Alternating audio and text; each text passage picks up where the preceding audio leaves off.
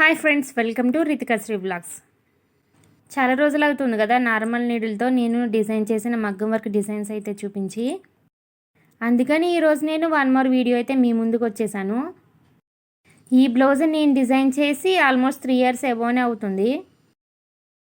కానీ నేను రీసెంట్గానే వీడియోస్ స్టార్ట్ చేశాను కాబట్టి ఈ డిజైన్ని నేను ఇప్పుడు మీకు చూపించేస్తున్నాను.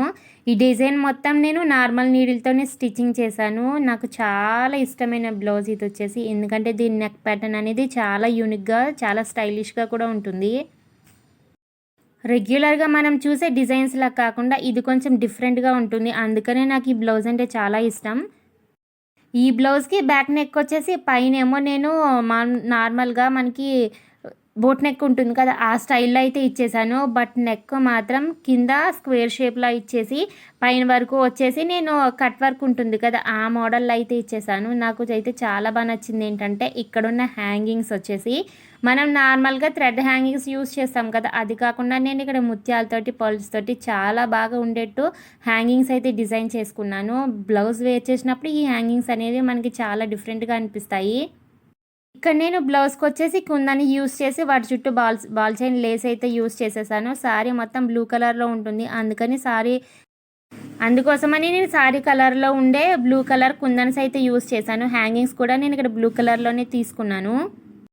శారీకి డిజైన్ మాత్రం నాకు గోల్డెన్ కలర్లో కాదు, సిల్వర్ కలర్లో వచ్చేసింది. అందుకని నేను ఎక్కువగానే ఇక్కడ సిల్వర్ యూస్ చేశాను. సిల్వర్ కలర్లోనే ఉంటుంది కదా, నేను వర్డ్ పల్స్ యూస్ చేసి వైట్ కుందన్స్ కూడా యూస్ చేశాను. అందుకని నేను కట్ వర్క్ లాగా అయితే ఇచ్చేసాను.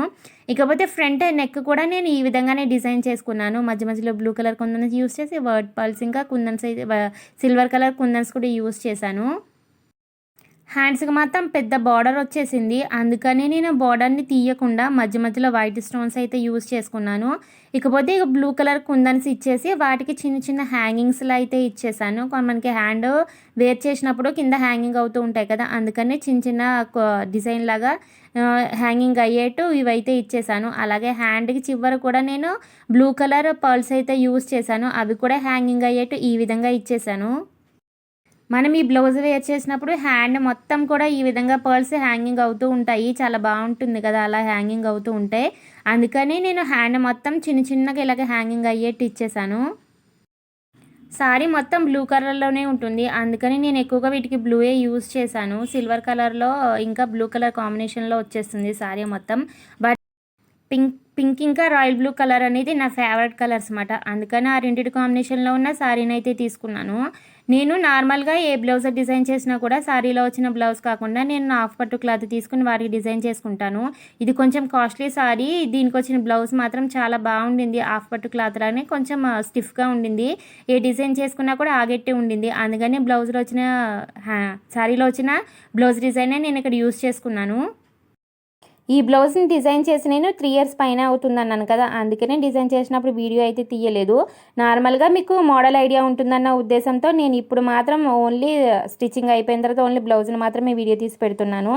ఎందుకంటే నార్మల్గా నెక్ డిజైన్ అనేది ఒక థాట్ వస్తుంది కదా, మీకు నచ్చితే మీరు కూడా ఆ విధంగా వేసుకుంటారన్న ఉద్దేశంతో.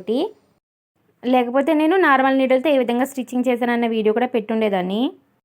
నాకు బ్యాక్ నెక్ ప్యాటర్న్ మాత్రం చాలా ఇష్టం, ఎందుకంటే ఇది ఒక యూనిక్ స్టైల్లో, అదేవిధంగా ఒక టెంపుల్ స్టైల్లో ఉంటుంది. అందుకోసం నాకు చాలా ఇష్టం, చాలా బాగా సెట్ అయింది కూడా వేసేటప్పుడు కూడా.